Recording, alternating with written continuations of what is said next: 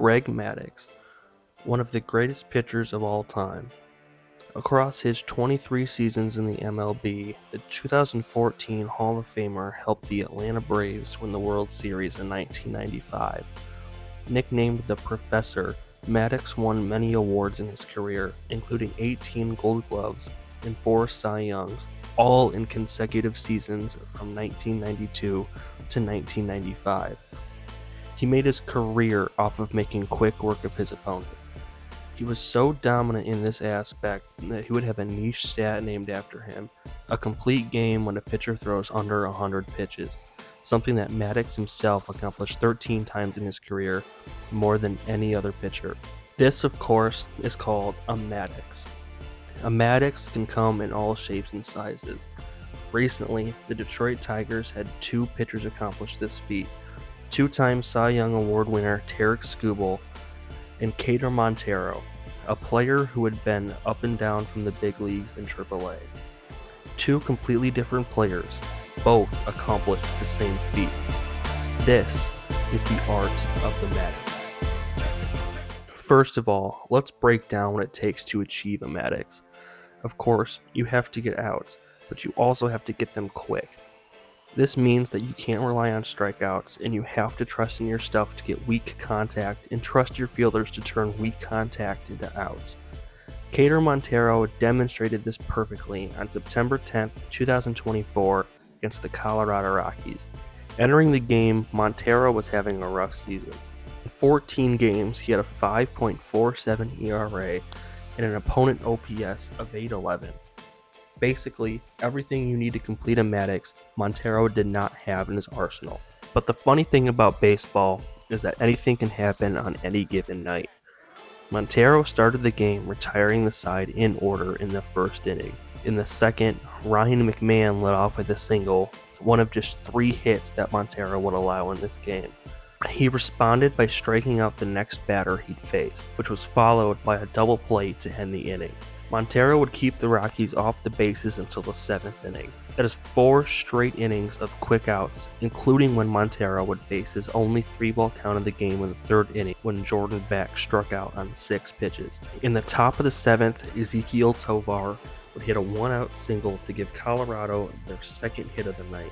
Unfortunately for them, their second base runner would get wiped away exactly like their first base runner, with a double play. It would be just the next inning before the Rockies would get another hit, however, as Aaron Schnuck would single to lead off the inning. He wouldn't be able to get comfortable on the base paths, however, as 2 pitches later, Michael Toglia would line into another double play, Colorado's 3rd of the game. Now, it's the top of the 9th. Montero takes the mound with 83 pitches, meaning he would need 3 outs on under 17 pitches to complete his Maddux. He would get the first batter, Sam Hilliard, to line out in 4 pitches. He would get the second batter, Hunter Goodman, to ground out, also in 4 pitches. With 2 down and 1 to go, Jordan Beck steps in the box. If Montero gets him out, not only would he notch a complete game, but he could also do it in the minimum number of batters faced. 5 pitches later, 2-2. Brilliance from Montero. Complete game shutout. he did it. On his 96th pitch, he got Jordan Beck to strike out on a curveball to complete his Maddux performance on the minimum number of batters faced. This game would be the best game of his season and will more than likely go down as the best game of his career. His final line was 9 innings, 5 strikeouts, just 3 hits allowed, and 0 walks. This game, of course, would help propel the Tigers into an unlikely playoff run. Now flash forward 6 months to May 25th, 2025. Tarik Skubal would toe the rubber for the Tigers as they looked to avoid the sweep from their Central Division rivals, the Cleveland Guardians.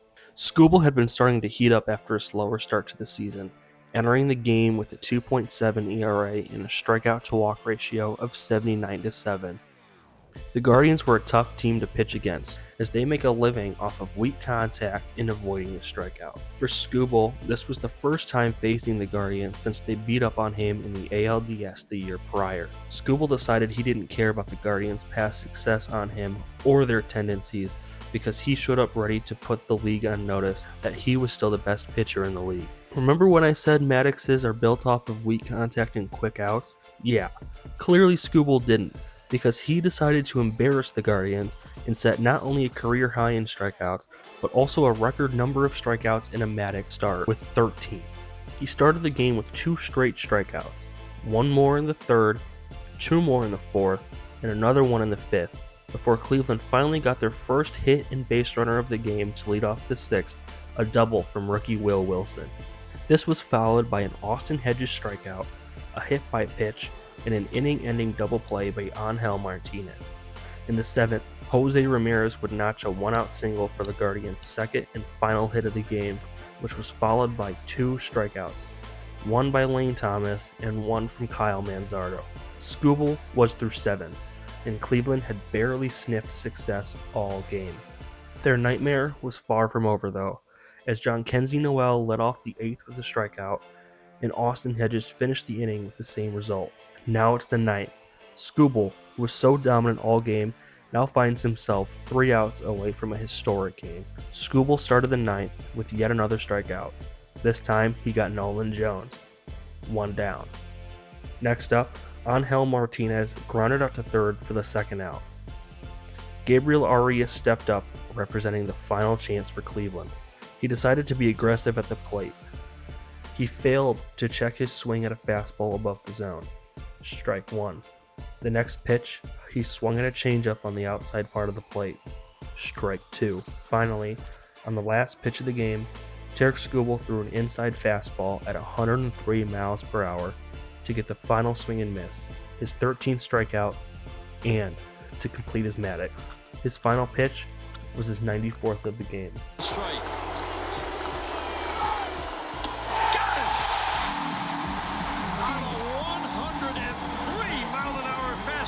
Tarik Skubal's 13th strikeout ends his first career complete game.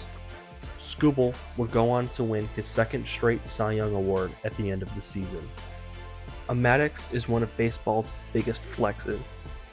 It's not just that I beat you, it's that I beat you quickly.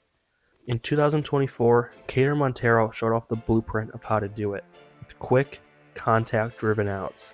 In 2025, Skubal made it personal and dominant, with 13 strikeouts and a 103 mile per hour curtain call, showing that 2 very different pitchers with 2 very different career paths can accomplish the same challenging feat. But that's what makes this and baseball so special. This is the art of the Maddux.